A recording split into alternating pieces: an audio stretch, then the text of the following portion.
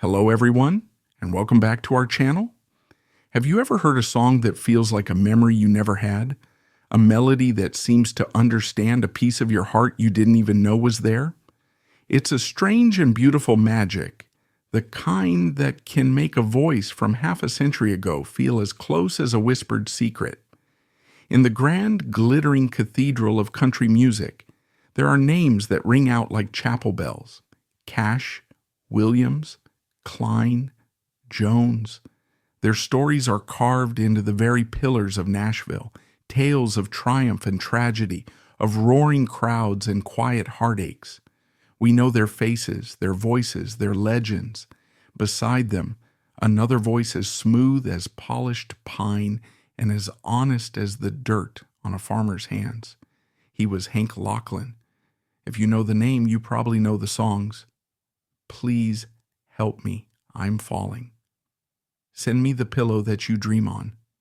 They were titans of their time, ballads that didn't just climb the charts, they settled into the very fabric of everyday life. But the story we're telling today isn't just about the gold records and the sold-out shows. It's about the quiet pioneer, the man who, in many ways, taught country music how to be tender. It's a story about a sharecropper's son from a place called McClellan, Florida, a town so small it was little more than a whisper on the map, who ended up singing for kings and queens. To understand Hank Locklin, you have to understand the ground he came from. This wasn't the Nashville of rhinestone cowboys and tour buses.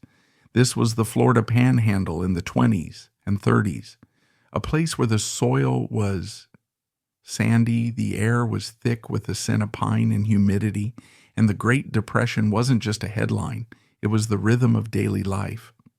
Lawrence Hankins Locklin was born in 1918 in McClellan, a tiny, unincorporated community that was more of a crossroads than a town. His family were sharecroppers, which is a gentle way of saying they worked someone else's land for a small piece of the profit. It was a life dictated by the sun and the seasons, a cycle of planting and harvesting that was both brutally demanding and deeply humbling. There was no glamour here, no easy path. Life was a simple, stark equation of hard labor versus survival. From his earliest days, Hank was surrounded by music. It was the lifeblood of the community, the one luxury that cost nothing. He absorbed it all. The gospel hymns that echoed from the wooden church on Sundays, the old folk ballads his mother sang while she worked, and the bluesy rhythmic tunes of the black field hands he worked alongside in the cotton fields. This was his true education. He once said, "The first music I ever heard was my mother's. She'd sing those old songs. They had so much feeling. It was just a part of living." But Hank's childhood was marked by a moment of sudden, life-altering trauma. When he was just 9 years old, he was riding in a school bus, maybe daydreaming about one of those songs, when a passing truck threw a steel rod through the window. The rod smashed into the side of his leg, shattering the bone.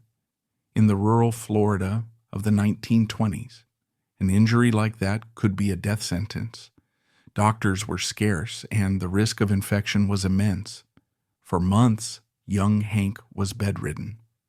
The world outside his window went on, the crops grew, the seasons turned, but his world shrank to the four walls of his room.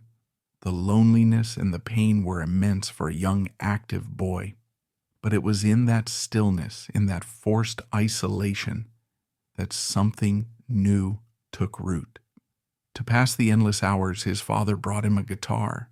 That guitar became his world. It was his companion, his therapist, his escape. Unable to run and play with the other kids, he poured all his energy, all his frustration, and all his 9-year-old heartache into those 6 strings. He taught himself to play, his fingers finding the chords that seemed to match the feelings inside him. He started to sing along, his voice still a boy's soprano, learning to carry the weight of the old songs he knew. That accident, which could have been the end of his childhood, became the unlikely beginning of his identity. It was the moment Hank Locklin, the boy, started to become Hank Locklin, the musician. It was a crucible of pain and boredom that forged a lifelong passion. The world had taken away his ability to run, so music gave him a way to fly. As Hank grew, so did his ambition. The cotton fields of McClellan started to feel smaller and smaller. The dream wasn't just to play the guitar anymore, it was to make a life out of it. By the time he was a teenager, he was already a local phenomenon. He'd trade a day's worth of back-breaking farm labor for the chance to play his guitar and sing for a few dollars at a local dance or on a street corner. He was honing his craft in the most honest way possible, in front of real hard-working people who would tell you in no uncertain terms if they didn't like what they heard. He got his first real taste of the airwaves on small local radio stations in Florida and Alabama. These weren't powerful Nashville stations. They were tiny operations, sometimes run out of the back of a hardware store. But to Hank, they were everything.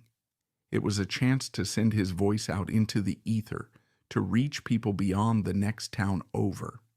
In an era when country music was often dominated by the raw, high, lonesome sound of the mountains or the rowdy, boot-stomping energy of Western swing, Hank's voice was something else entirely. It was smooth, clear, and impossibly high. He had a pure tenor that could soar without straining, a voice that felt more suited to a crooner than a honky-tonk shouter. He wasn't afraid to be gentle. He wasn't afraid to be vulnerable. This was the beginning of his unique signature, the country ballad. He formed a band, the Rocky Mountain Boys, and began to build a following across the Gulf Coast. The grind was relentless. They'd drive hundreds of miles in a cramped car, play a smoky, crowded dance hall until 2 a.m., grab a few hours of sleep, and do it all over again the next day. This was the proving ground for countless country legends, and Hank paid his dues in full. In 1949, he scraped together enough money to record a song for a small independent label called Royalty Records. The song was called The Same Sweet Girl. It wasn't a smash hit, but it was a start. It got him noticed. It was a calling card that eventually made its way to the ears of a man named Stephen Scholes, a visionary producer at RCA Victor in Nashville. Scholes heard what others had missed. He heard the commercial appeal in that smooth, earnest voice. He heard a sound that could cross over, that could appeal to pop audiences as well as country fans. In 1953, Hank Locklin signed a recording contract with RCA Victor, the biggest and most prestigious record label in country music. The sharecropper's son from McClellan, Florida, was officially in the major leagues. His first big hit for RCA was a song called Let Me Be the One. It shot into the top 10 on the country charts in 1953, and suddenly, Hank Locklin was a name. He was invited to become a member of the Louisiana Hayride, the famous radio show that was the stepping stone to the ultimate prize in country music, the Grand Ole Opry. But it was in 1957 that his life changed forever. He recorded a song he had co-written years earlier, a simple yearning ballad that had been sitting in his notebook. It was a plea, a prayer set to music. The song was, "Send Me the Pillow That You Dream On." This song was more than a hit. It was a phenomenon. The song's gentle waltzing rhythm and its simple, heartbreaking lyric captured the imagination of a nation. It was a song about longing, about the simple, desperate desire to be close to someone who is far away. The song became a massive crossover success, hitting both the country and pop charts. It made Hank Locklin an international star. Suddenly, the boy who had been bedridden with a shattered leg was hearing his own voice on radios in London, Tokyo, and Berlin. The song would go on to be recorded by dozens of other artists, from Johnny Tillotson to Dean Martin, cementing its status as a true standard. But the biggest song of his career was still to come.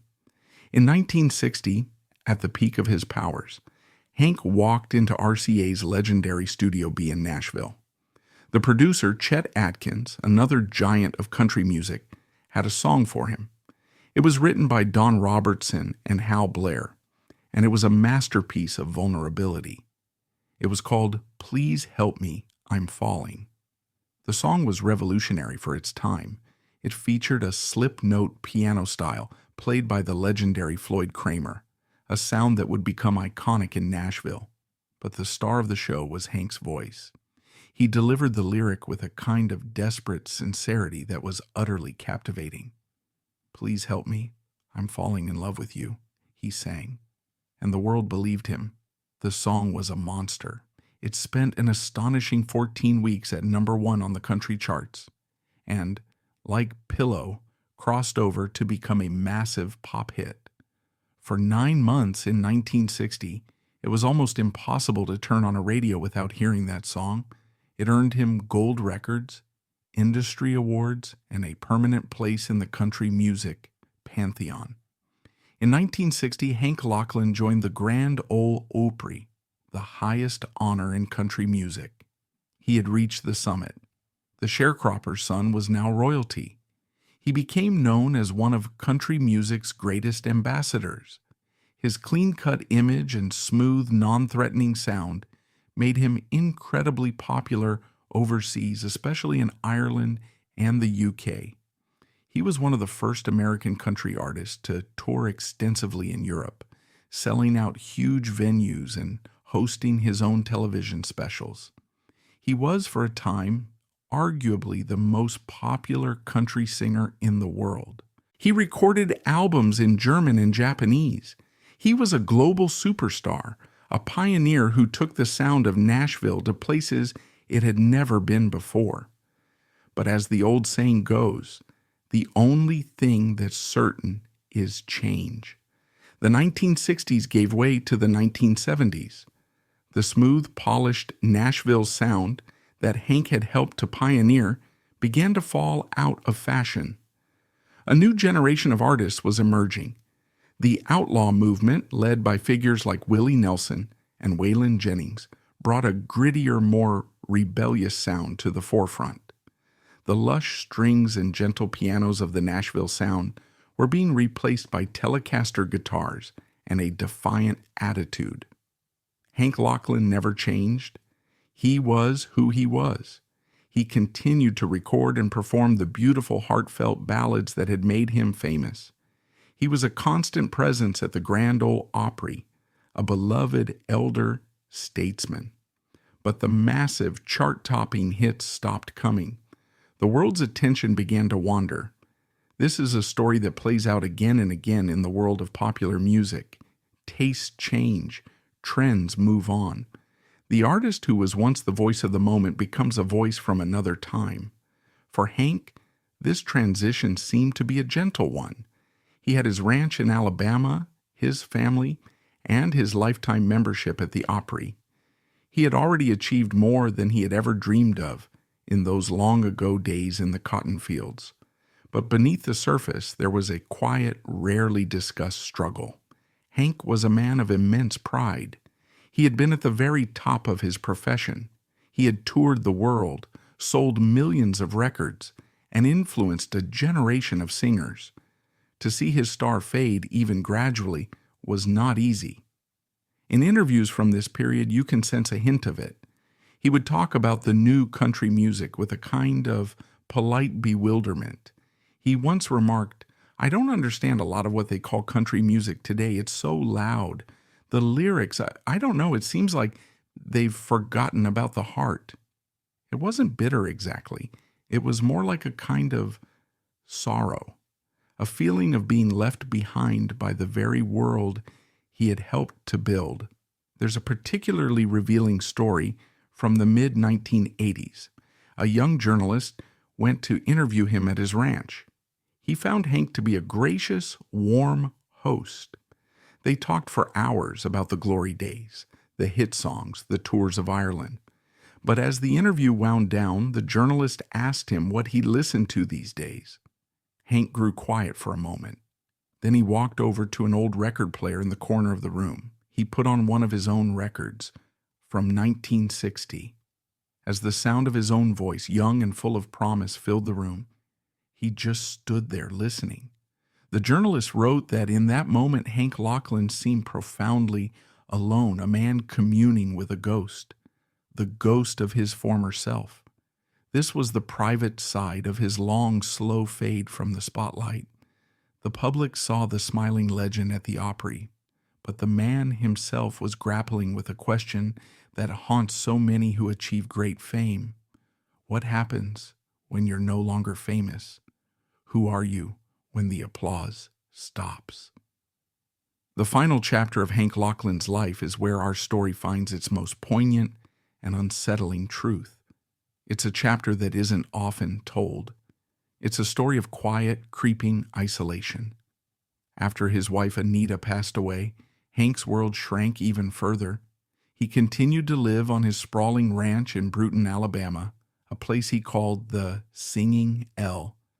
It was a beautiful property, a testament to a lifetime of success. But a large, empty house can be a lonely place. His health began to decline. The years of standing on stages, of long bus rides, and relentless touring had taken their toll. The vibrant, globe-trotting superstar was now an old man, living a quiet, secluded life. He still made occasional appearances at the Opry, but even those became less frequent. When he did appear, he was often a ghost of his former self, his powerful tenor now a fragile whisper. But the audiences still loved him. They would give him a standing ovation just for walking out on stage. It was a tribute to his legacy, a thank you for the music that had been the soundtrack to their own lives.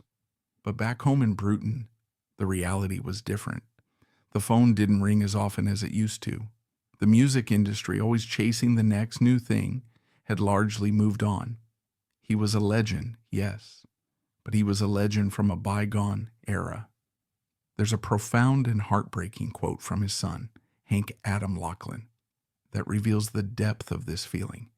He said, he deserved a lot more respect than he got at the end of his life. He felt like he had been forgotten and discarded. It was a source of great pain to him. Imagine being the man who sang, "Please help me, I'm falling." Imagine knowing that your voice had been a comfort to millions, that your songs had been played at countless weddings and whispered in the ears of lovers around the world. And then imagine, in your final years, feeling like none of it mattered anymore, feeling like you had been discarded. This wasn't a controversy in the loud, headline-grabbing sense. There was no public feud, no dramatic falling out.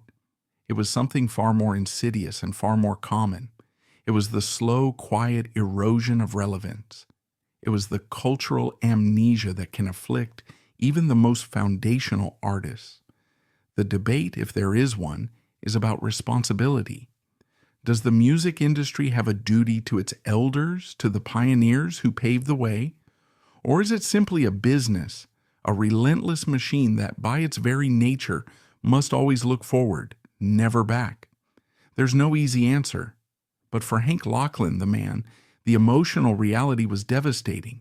He had given country music its heart, and in the end, he felt that his own heart was being overlooked. He saw a new generation of stars reaping the rewards of a sound he had helped to create, often without a backward glance or a nod of acknowledgement to the architects who had laid the foundation. On March 8, 2009, Hank Locklin passed away peacefully in his sleep at his home in Bruton. He was 91 years old. He had been the oldest living member of the Grand Ole Opry. His death was reported in the news, of course. Obituaries were written, praising his classic hits and his long career. But there was a sense that the world had already said its goodbyes to him years earlier.